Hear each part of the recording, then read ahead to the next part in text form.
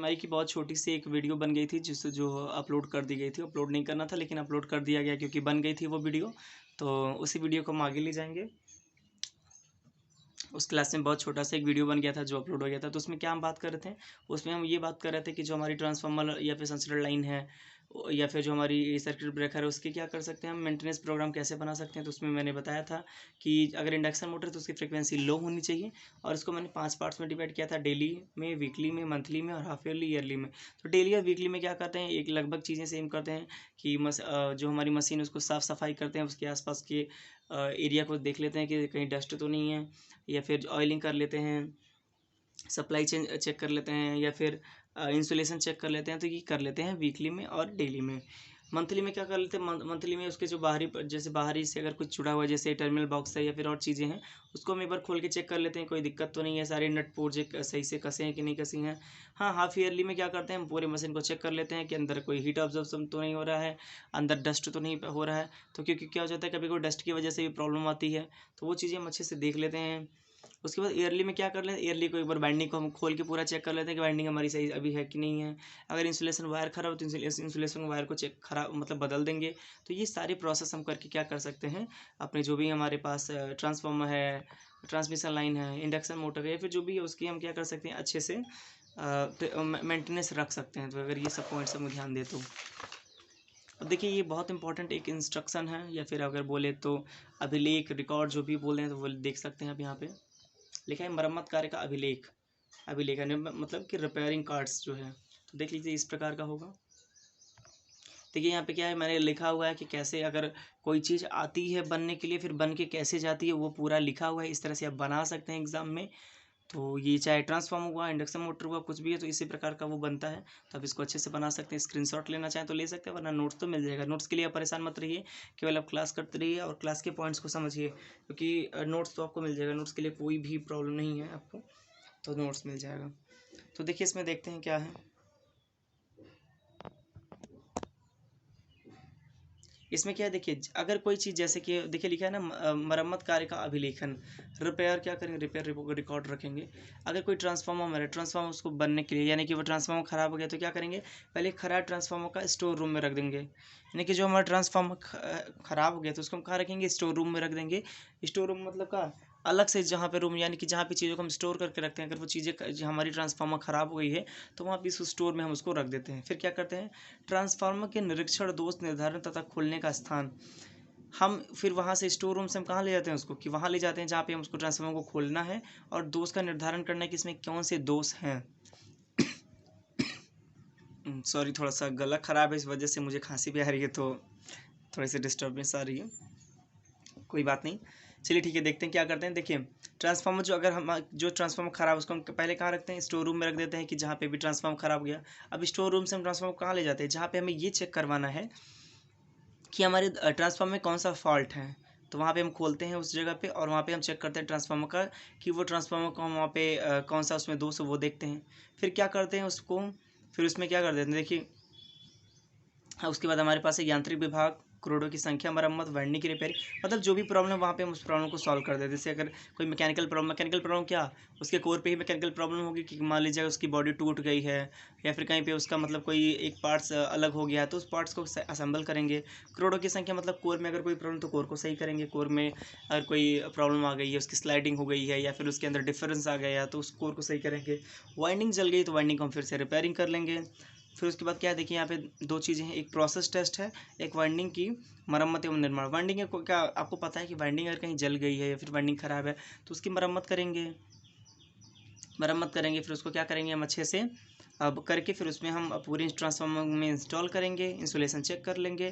फिर उसके बाद क्या है, प्रोसेस टेस्ट, यानी कि अगर मैकेनिकल पार्ट्स खराब तो उसके प्रोसेस को टेस्ट कर लेंगे। वाइंडिंग को हमने सही किया तो उसके भी प्रोसेस को हम टेस्ट कर लेंगे। ये करने के बाद क्या कर देते हैं, तेल की सर्विसिंग करते हैं। तेल की सर्विसिंग मतलब क्या, हम ऑयल को फिर से रिफ़िल करते हैं। अगर ऑयल उसमें नहीं है या फिर ऑयल कम है तो क्या करेंगे, रिफ़िल कर देते हैं ऑयल को। फिर उसके बाद क्या कर देंगे, ट्रांसफार्मर संयोजक तथा तेल भरना। जैसे हमारी ऑयल सर्विसिंग करेंगे, ऑयल सर्विसिंग या फिर ऑयल फिलिंग किस में कहाँ पे होगी, एक उसके लिए विभाग बनाई जाएगी, तेल सर्विसिंग विभाग, जहाँ पे केवल ऑयलिंग की जाती है, फिर ग्रीसिंग की जाती है, वहाँ पे ले जाके हम ट्रांसफार्मर में तेल भरेंगे, फिर से प्रोसेस करेंगे। प्रोसेस का मतलब क्या, उसको भी हम एक बार फिर से टेस्ट करेंगे कि वो सही हो गया है कि नहीं है। फिर उसके बाद क्या कर देंगे, हम इसको ट्रांसफार्मर को स्टोर रूम में हम रख देंगे मरम्मत के बाद, कि फिर वहाँ से वो ले जाएँ और वो जहाँ पे भी वो लगा था वहाँ पे उसको हम लगा दें। तो मतलब क्या, एक प्रोसेस बन गया कि प्रोसेस क्या है, अगर मान लीजिए किसी भी इंडस्ट्री में हमारा क्या, वो ट्रांसफार्मर ख़राब हो गया, इंडस्ट्री मान लेते हैं, ट्रांसमिशन लाइन, या फिर कहीं भी मान लेते हैं ट्रांसफार्मर हमारा ख़राब हो गया। ट्रांसफार्मर ख़राब होते ही क्या, हम एक स्टोर रूम में रख देते हैं और हम बता देते हैं कि ये चीज़ें हमारी ख़राब होगी, उसके लिए कार्ड बना के हम दे देते हैं। तो जैसे वो चीज़ें ख़राब हो जाती है, स्टोर रूम में रख देते हैं। स्टोर रूम में रखने के बाद वो उसका निर्धारण किया जाता है, उसको वहाँ से ले जाया जाता है और हम उसकी क्या करते हैं, जैसे यहाँ पे बताया गया था ना कि दोष निर्धारण विभाग, यानी कि fault finding section, fault finding section में ले जाते हैं। वहाँ पे हम दोष का निर्धारण करते हैं कि उसमें कौन सी प्रॉब्लम है या फिर कौन सा फॉल्ट है, उसको चेक कर लेते हैं। फिर हम अगर मैकेनिकल प्रॉब्लम है, या मैकेनिकल प्रॉब्लम का मतलब क्या हो जाता है, उसकी बाहरी वाले भाग को अगर ख़राब है तो उसको चेक कर लेते हैं, सही कर लेते हैं। वाइंडिंग चल गई है तो उसको सही कर लेते हैं। फिर इससे एक बार टेस्ट, देखिए जो भी चीज़ एक बार हम बनाएंगे फिर उसका टेस्ट करेंगे, जैसे मैकेनिकल पार्ट है टेस्ट करेंगे, वाइंडिंग बनाए टेस्ट किए हैं, फिर उसके बाद क्या करेंगे, उसमें तेल भरेंगे। कौन से डिपार्टमेंट में, तेल सर्विसिंग डिपार्टमेंट में तेल भरवाएंगे।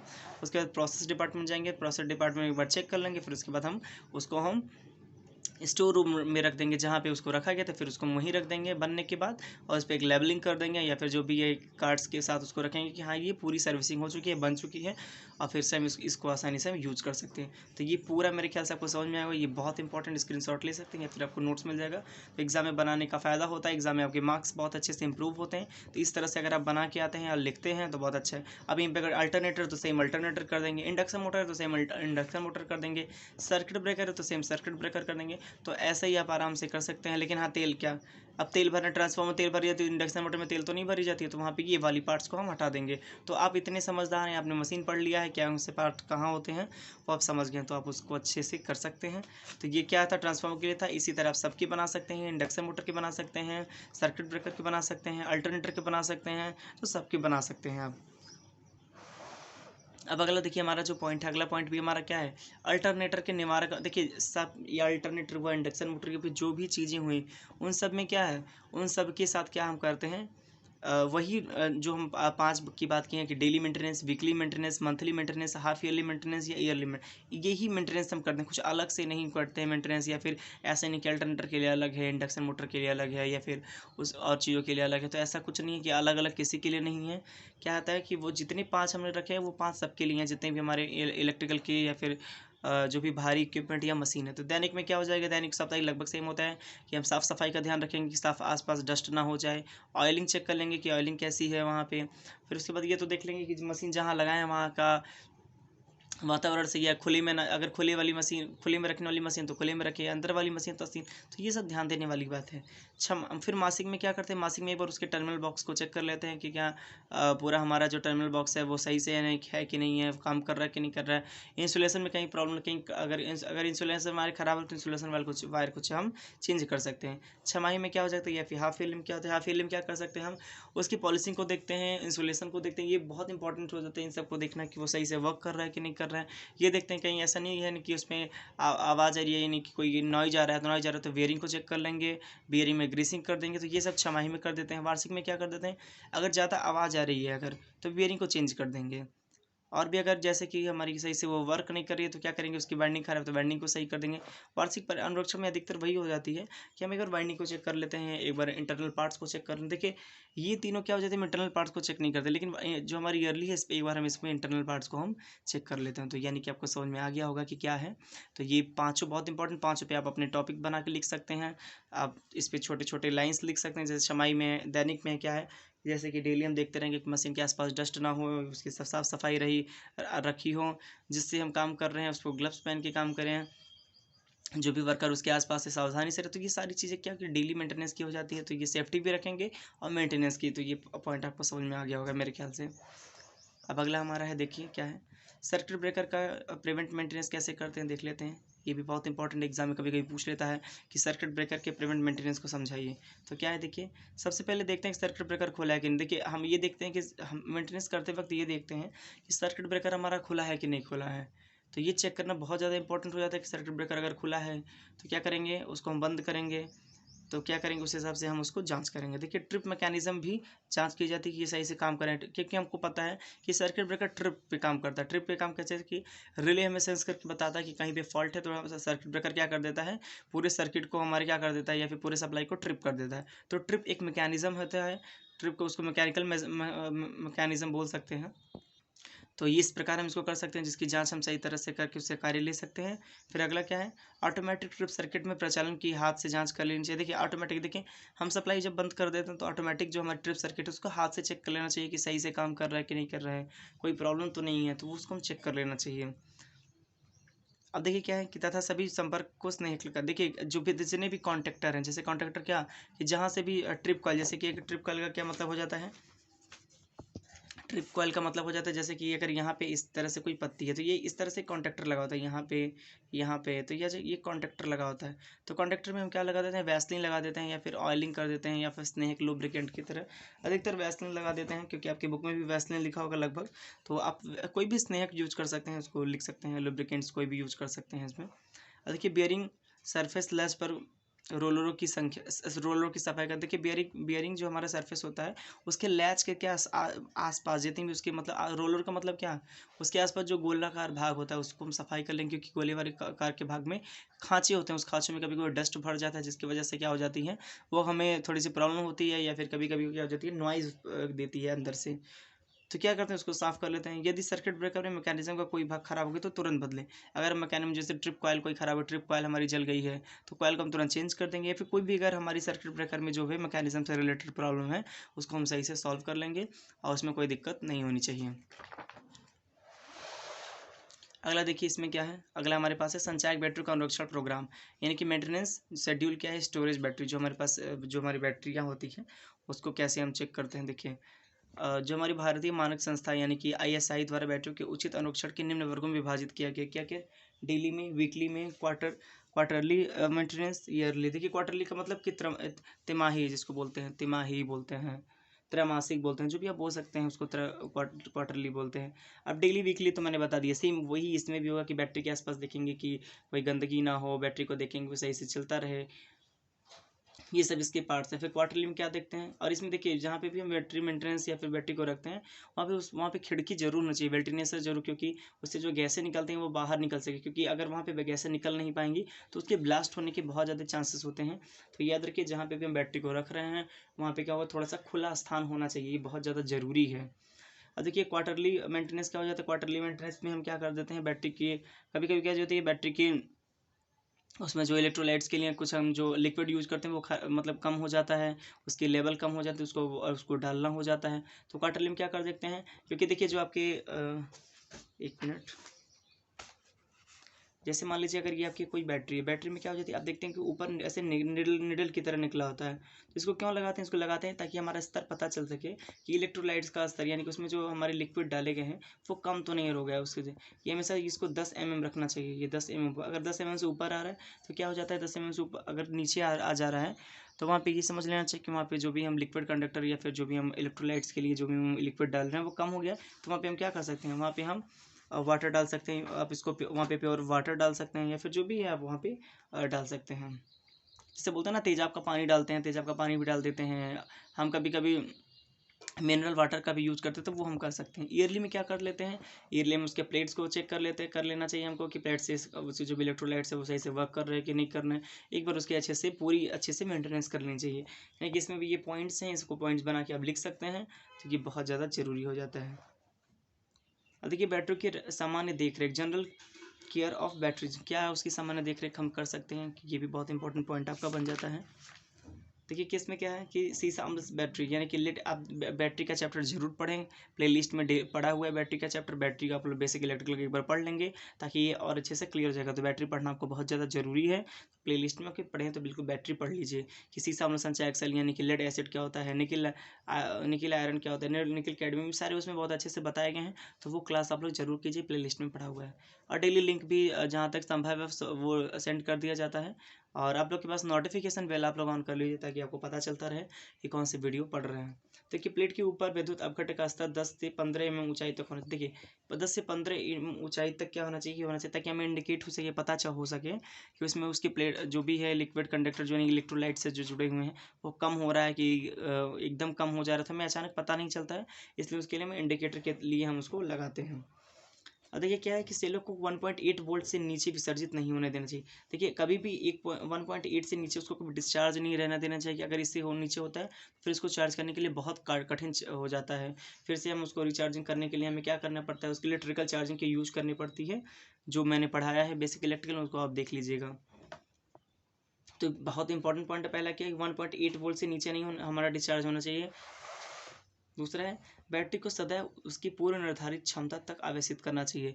मतलब कि जितने भी रेटिंग का अगर वोल्ट बैटरी जैसे 5 वोल्ट का है, 20 वोल्ट का है, 100 जो भी जितने भी वोल्ट का है हमारी बैटरी है, उसकी रेटिंग है, उससे कम हमें रिचार्ज नहीं करना है, उसको उतना ही हमको चार्ज करना है जितनी उसकी रेटिंग है। बैटरी को विसर्जित या अर्ध आवेशित दशा में नहीं छोड़ना चाहिए। देखिए कोई ऐसा बैटरी नहीं है अगर वो डिस्चार्ज हो गया तो आप उसको डिस्चार्जिंग मोड में ही छोड़ दें, उसको हम चार्ज ना करें। तो ये बहुत इंपॉर्टेंट होगा कि उसको हमको डिस्चार्ज मोड में नहीं छोड़ना है, उसको हमको चार्ज करते रहना है।